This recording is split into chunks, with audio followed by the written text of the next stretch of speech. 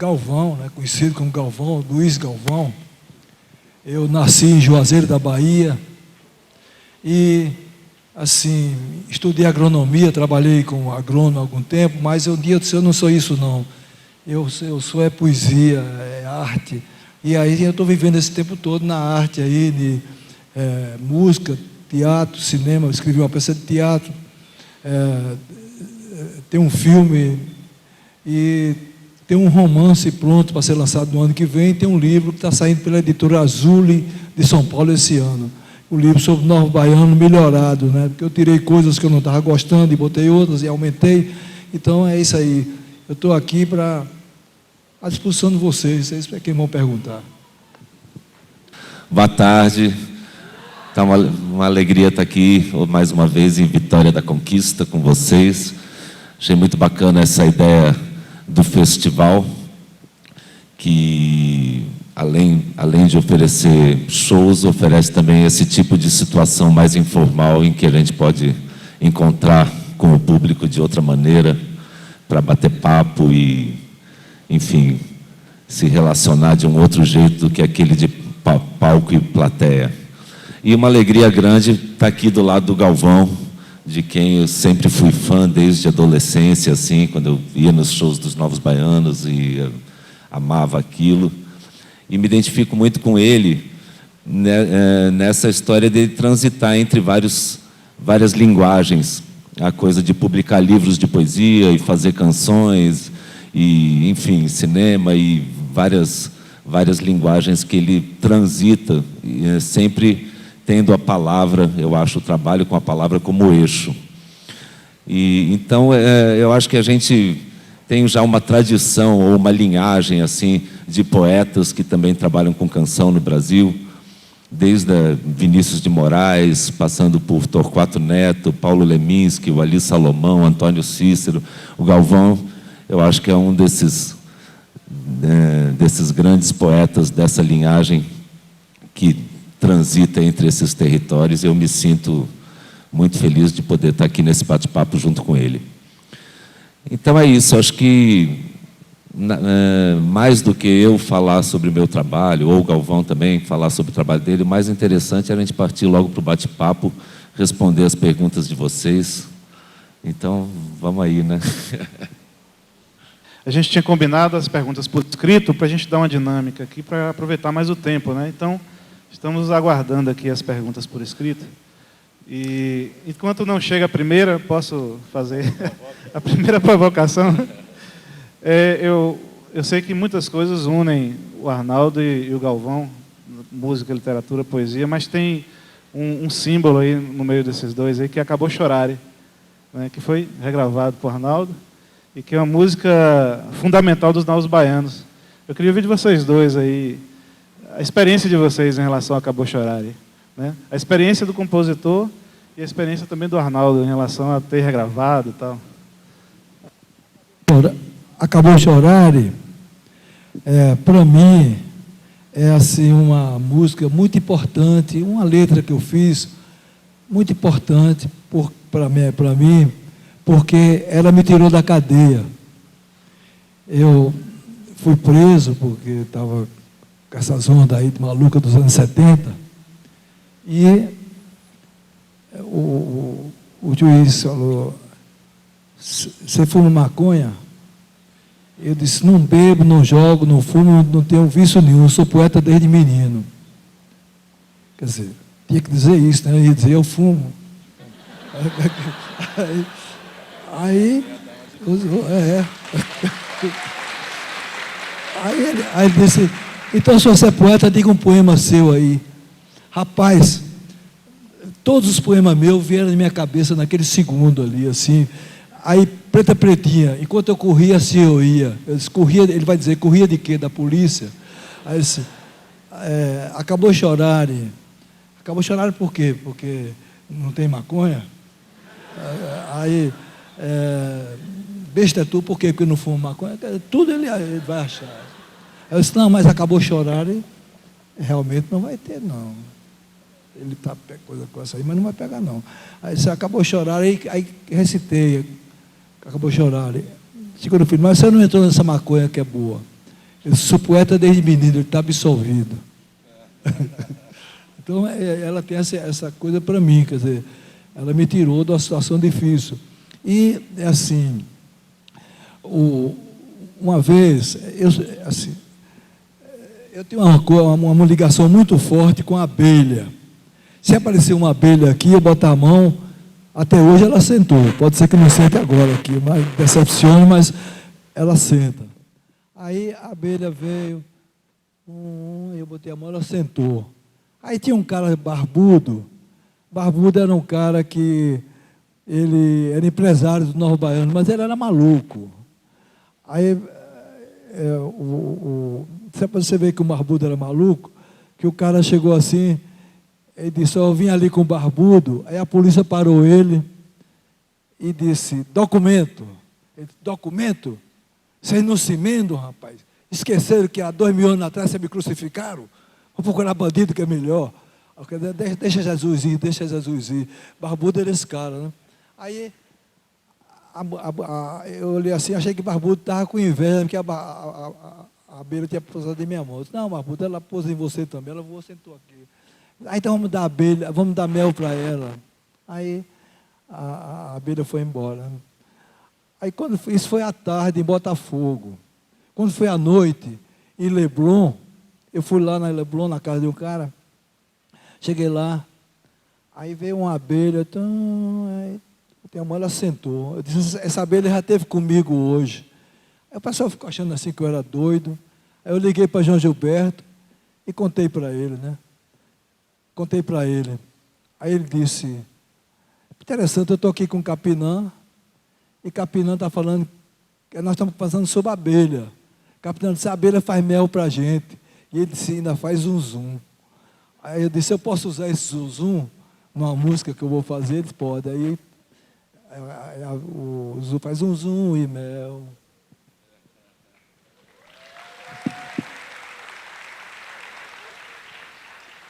Que maravilha. E eu regravei. Eu sempre gostava de cantar essa canção no violão, mas nunca tinha pensado em regravar ela. Ao mesmo tempo, talvez por tamanha reverência, assim. Bom, em primeiro lugar, esse disco, né, o Acabou Chorare, foi um disco que eu escutei muito, assim, sei lá, eu tinha na época 15, 16 anos, e aqueles LPs que a gente ouve até gastar inteiro, e sabia o repertório todo de cor e tal. E essa música, especialmente, eu gostava de tocar no violão, mas nunca tinha pensado em gravar, por achar a gravação original muito, muito linda, né? Muito impecável ali. Ao mesmo tempo, quando fui fazer esse disco que se chama Qualquer, que foi gravado com César Mendes, Daniel Jobim, Dade, Chico Salem e tinha mais alguém, enfim. Mas era um disco todo meio quase acústico, né? Agora eu vou fazer hoje à noite o show do meu acústico MTV mesmo, que foi. Então, mas esse já era um pré-acústico, só que era um disco de canções inéditas e tal.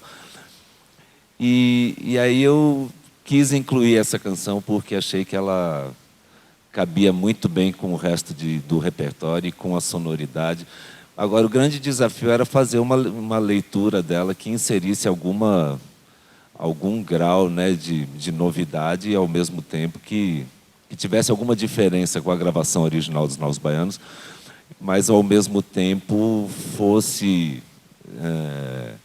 enfim, reverente àquilo, mas que enfim, valesse a pena, vamos dizer assim. E aí acabei gravando e foi um barato. Galvão e Moraes, né, a canção. Os dois foram no show, assistiram, aprovaram, daí eu me senti com licença, né, para fazer aquilo. Me senti autorizado.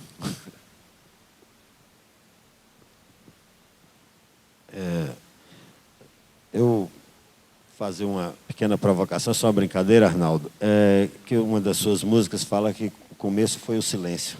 Né? Eu acho muito interessante, trabalho um pouco com história da ciência, história da matemática, então isso é um gancho a retrospectiva da nossa questão tecnológica e com essa oportunidade, inclusive, de fazer essa revolução tecnológica através das redes sociais. Então, é um dos elementos que eu acho que é interessante, como é que você vê essa questão. E aí uma das minhas meninas te escuta muito e pergunte a ele o que swing significa isso, o que significa isso, o que significa isso, né? Aí ela pediu para perguntar isso, que também você tem muita literatura, muita poesia, mas eu estou fazendo uma pergunta mais pessoal, pedido dentro de casa, né? Então eu queria que você comentasse um pouco como é que é esse momento da criação também. Bom, você fez 3 perguntas em uma, né? A pergunta é a respeito do silêncio. O silêncio é matéria-prima, né? Assim como as palavras, assim como os sons, é matéria-prima da fala, da canção. A gente está sempre trabalhando com sons e silêncios, né? E com gradações de silêncios dentro da dinâmica dos sons. Então, ele é essencial, apesar da gente não perceber isso. A gente está muito mais atento ao que se diz do que ao que se cala. Mas ele está sempre ali nos intervalos, né? É que nem você tem a roda, mas ela só vai rodar se você tiver espaço vazio na frente dela. Então, o vazio ali é tão essencial quanto a roda para que o movimento se dê, mas a gente só atenta para a roda. Então, o silêncio é um pouco assim, ele está permeando tudo que a gente faz, né? O ritmo é feito de sons e pausas, então o silêncio está sempre ali. Ao mesmo tempo, nessa canção, eu digo que o silêncio foi a primeira coisa que existiu, aí é um outro silêncio, né? Na verdade, não tem um silêncio, tem vários. Tem o silêncio que é palavra calada, tem o silêncio que é o silêncio absoluto, anterior a tudo, que é esse que eu digo na canção. Enfim, são silêncios no plural. Agora, o que swing significa isso, não dá para eu responder, porque a música eu estou perguntando, quem ouve é que tem que responder. É que nem que não é o que não pode ser, que não é o que não pode ser, que não é o quê, o quê. Quem ouve é que vai preencher essa equação lógica, poética. E a terceira pergunta, como é a criação? Aí eu, na verdade, quando faço as minhas coisas, seja um poema, seja uma canção, seja uma arte gráfica, visual, eu sempre trabalho com muitos rascunhos, assim. Então, é esse corpo a corpo com a linguagem. Acho que é isso que caracteriza, assim, o processo de criação para mim. É um trabalho braçal, assim, de adição, de subtração também, de você ir pondo, mas ir tirando os excessos, né, deixando só o essencial e encontrando sempre a palavra mais adequada, a melodia mais adequada para aquele verso, etc. Então é isso. Essa coisa do silêncio, por exemplo, eu constatei que o silêncio às vezes fala mais alto, porque na época dos Novos Baianos, às vezes estava todo mundo zangado comigo, né? Aí, se eu falasse alguma coisa, eu ia contra. Então eu ficava pensando assim, a coisa certa, e deixei cair, ficava calado ali pensando, aí daqui a pouco alguém falava aquilo que eu estava pensando, que o pensamento, a coisa circula, né? Aí chegava lá, falava, aí eu apoiava, né?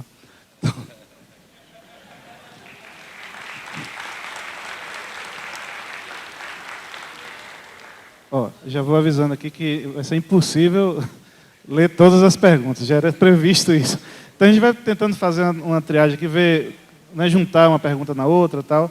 E, gente, vocês podem se identificar que a gente fala o nome de quem foi que perguntou, viu? Que a maioria aqui o pessoal não se identificou. Mas tem um aqui que eu acredito que seja uma pergunta para os nossos 2 poetas, né? Como é que se dá o processo de criar suas poesias, seus poemas? A partir de seus poetas influenciadores ou é uma criação mais livre? E quem são esses poetas influenciadores da obra de vocês na questão da poesia?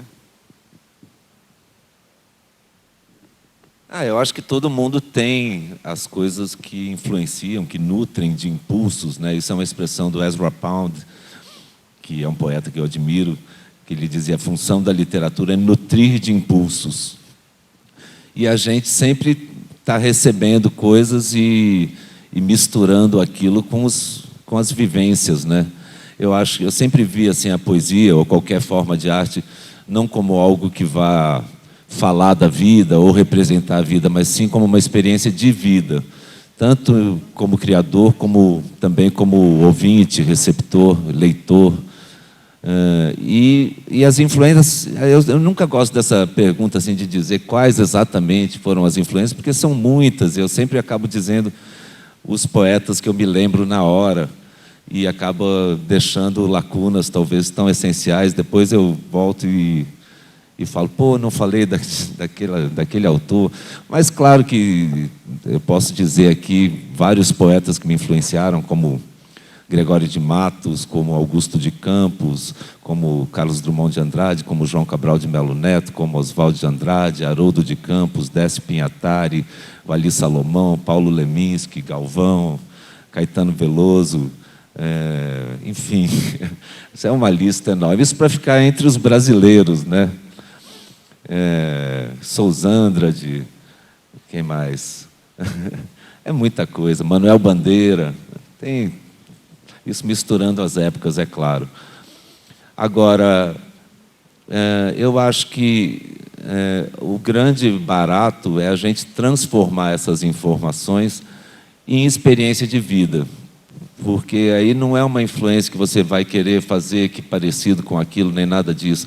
Você vivenciou aquilo, assim como você vivenciou os afetos, as experiências todas, as dores, as alegrias. E aí você vai criar a sua coisa, né? Depois da deglutição daquilo tudo. Então, acho que essa verdade, essa produção, essa informação original que você vai criar, ela tem tudo aquilo, mas tem tudo aquilo processado internamente. É isso que é importante para você também não deixar que a influência tome conta, e sim que você tenha uma autonomia criativa diante de tudo que te influenciou. Acho que é isso. Mas a grande influência minha foi de um poeta lá de Juazeiro, minha terra, Pedro Raimundo Rodrigues Rego. Ele dizia assim: vou sair andando com o meu sonho, tenho muita pena dele, porque ninguém vai cuidá-lo tanto quanto eu, e ele pode sentir frio. Esse era um poeta que me influenciou. Ele morreu cedo, ele era arquiteto. Ele dizia que eu era o melhor poeta do que ele, mas ele era melhor do que eu. Hoje, talvez, pela eu ter ficado vivo e ter crescido, e ele morreu cedo, e também ele produzia pouco, né? Porque ele era arquiteto, ele ficava mais preocupado. Mas eu ia namorar, quando eu terminava a hora do namoro ali, aí eu passava lá na casa dele, que era onde ele trabalhava também. Ele era arquiteto, ele estava lá trabalhando. Aí daqui a pouco ele parava, aí vinha, vamos fazer um poema. Aí ele fazia uma, fazia outra, Então ele, para mim, teve a grande importância. O Pedro Raimundo Rodrigues Rego é um grande poeta.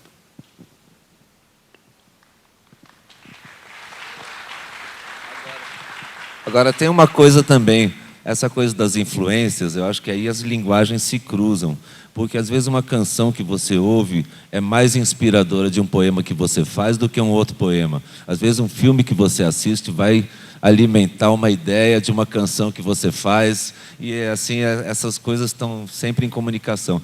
E a gente acaba sendo influenciado não só pela literatura ou pelas artes, mas por uma bula de remédio, por um gibi, por um letreiro de loja, por um outdoor. Essas coisas todas que a gente está recebendo como informação na vida. Aqui está perguntando para Arnaldo: você já fez alguns trabalhos direcionados ao público infantil? Como foi esse processo e como se aproximou desse universo? Um outro aqui bem curta: por que saiu do Titãs? Bom, então responder primeiro essa curta. Eu acho que o motivo da minha saída dos Titãs está mais do que evidenciado nos discos todos que eu venho fazendo, né? Desde que saí no final de 92, portanto há quase 21 anos atrás, e desde então venho fazendo um trabalho que acho que quem conhece acaba entendendo por que eu saí dos Titãs. Foi para fazer esse trabalho, porque não dá para fazer tudo, tem umas horas que você tem que escolher um caminho, e eu não teria tempo nem espaço para mostrar a minha outra produção ali dentro dos Titãs. Então é isso. Mas todo mundo também que acompanha os Titãs sabe que a gente continuou amigo e compondo juntos e que eventualmente a gente pode se encontrar em cima de um palco, como aconteceu o ano passado, né, na comemoração dos 30 anos de banda, que tanto eu como o Nando e Charles, os ex-Titãs, foram convidados pelos atuais Titãs para participarem ali num show de confraternização em cima do palco. Foi muito gostoso, assim, a gente matou as saudades. Agora, a coisa de produção para criança, eu acho que a minha poética tem uma inspiração no olhar infantil. Claro que em parte, né?